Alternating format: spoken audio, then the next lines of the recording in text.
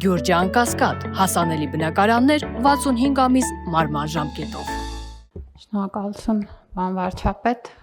ես էլ կուզեմ ընդգծել, որ բացարձակ համաձայն չեմ պարոն Պապոյանի այն դիտարկման հետ, որ մեր հասարակության մեջ չկա գենդերային խտրականություն եւ կարծում եմ, որ մեր խնդիրների մի մասը սկսվում է նրանից, որ մենք մեր խոսքը սկսում ենք այդ բառերով։ Եվ չգիտես ինչու մեզ թվում է, որ եթե մեր դիմացինը կին է, ուրեմն այդտեղ մենք պիտի գենդերազգայուն միջավայր ունենանք, իրականում այդպես չի։ Եվ մեր ստերեոտիպերի մի մասը ուսուցանվում է հենց կանանց կողմից, կանանց նկատմամբ ու կանանց դեմ։ Եվ այդ խնդիրը գիտակցելն էլ է շատ կարևոր։ Եվ իրականում կանանց թիրախավորումը, այդ թվում հանրային, ակտիվորեն իրականացվում է այլ կանանց կողմից։ Եվ սա նշանակում է, որ ոչ թե սեռն է որոշում մարդը գենդերային առումով խտրական է թե ոչ, այլ դա որոշում է այդ մարդու համոզմունքների, դիրքորոշումների, պատկերացումների ամբողջությունը։ Ու այն, որ մեր դպրոցներում մեծ մասը ուսուցիչների կանայք են, ընդ որում դա այդպես է ոչ միայն Հայաստանում, այլ այդպես է ամբողջ աշխարհում։ Եվ մանկավարժական ոլորտը մեծամասամբ կանանցով է դպրոցներում իրականացվում։ Չնայած այստեղ էլ մենք ունենք փոփոխություններ ու մեր նոր ուսուցիչների շուրջ 16%-ը տղամարդիկ են, որովհետև եթե ուսուցչի աշխատավարձը վարձատրությունը մրցունակ է ու գրավիչ է, ինքը նաև դառնում է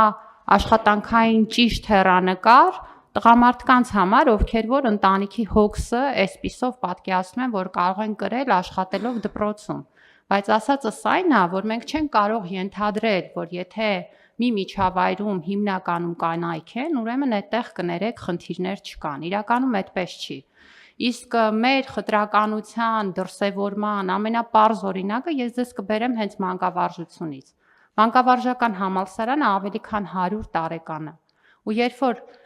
2 տարի առաջ այնտեղ ռեկտոր դարձավ կին, դա 100 տարվա մեջ առաջին անգամն էր, որ մանկավարժական համալսարանը ունեցավ կին ռեկտոր։ Այն պարագայում, երբ որ ոլորտի 90%-ը կանայք են։ Այստեղ ուզում եք ասել, որ 100 տարվա մեջ մենք չէինք ունեցել կին, ով որ կարող էր այդ պարտականությունները իրականացնել, ով որ կհայտնվեր այդ պաշտոնում, դե այս օրինակները մեզ ցույց են տալիս ամեն առանձին դեպքը, կներեք խոսքս չերկարացնելով, որ խնդիրները շատ ավելի բազմաշերտ են, շատ ավելի բազմաբովանդակ են, ու եթե կանանց տնտեսական ակտիվացման մասին ենք խոսում, 48% ներգրավվածությունը նաև այն պատճառով է, որ կանանց մի մասին թույլ չեն տալիս աշխատել։